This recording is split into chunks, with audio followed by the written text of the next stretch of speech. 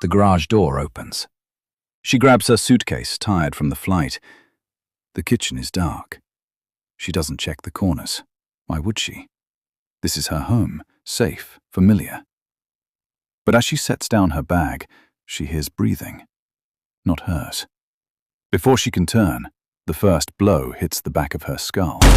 Then another, and another. 17 times with a hammer. The last thing Dr. Terresa Severs ever sees is her own kitchen floor. The men who did this didn't break in. They were invited. By the person who was supposed to love her most. Terresa wasn't just successful. She was the kind of successful that made other people tired watching her. Valedictorian, doctor, opened her own practice, built everything with her own hands. Her husband, Mark, stood in her shadow. He helped around the clinic, but everyone knew who made the money. And by 2015, everyone also knew the marriage was dying. Divorce loomed. And divorce meant Mark lost everything. The house, the lifestyle, his daughters. Unless Terresa didn't make it to the courtroom. June 2015. The family travels to New England for a birthday party. Mark goes with them, smiles for photos, hugs the relatives.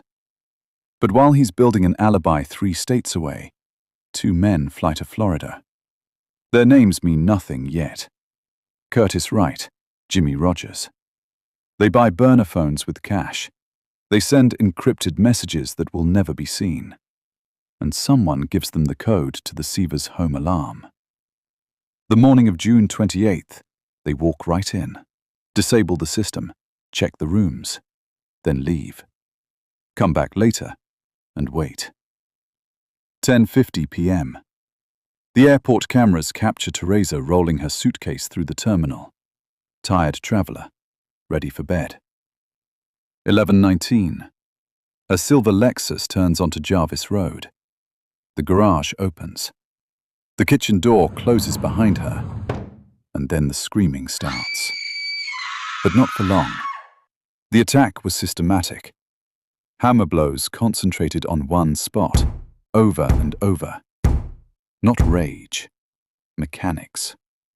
By the time her body hit the floor, Mark Severs was safely in another state, waiting for the phone to ring.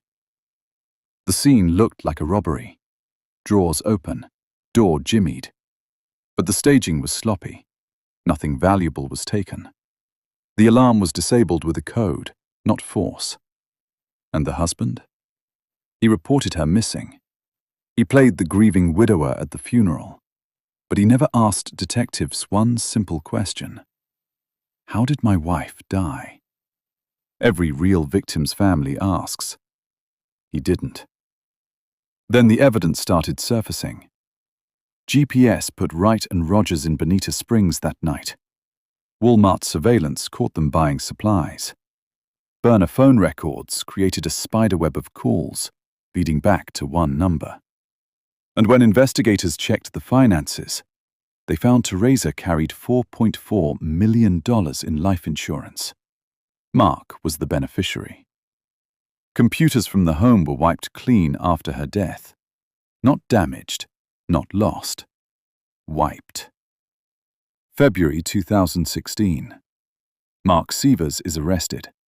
First-degree murder. Death penalty filed. Wright folds first. Pleads out. 25 years. Rogers goes to trial. The jury gives him life without parole. Then, December 2019, Mark's turn. The prosecution lays out the blueprint.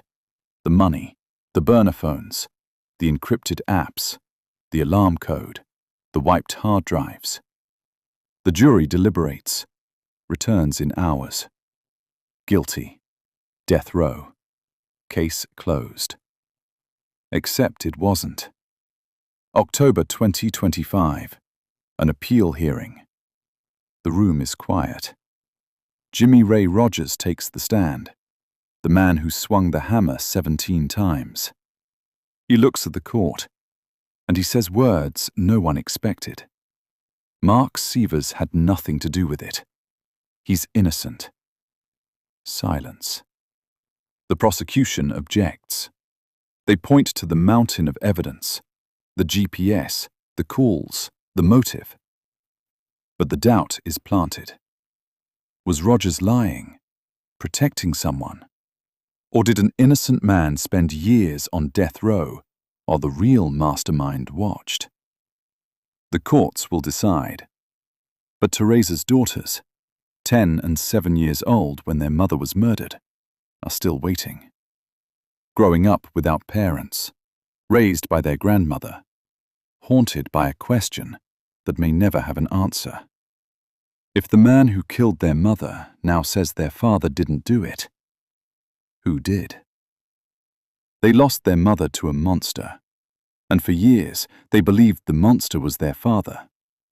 Now, they don't know who to mourn or who to fear.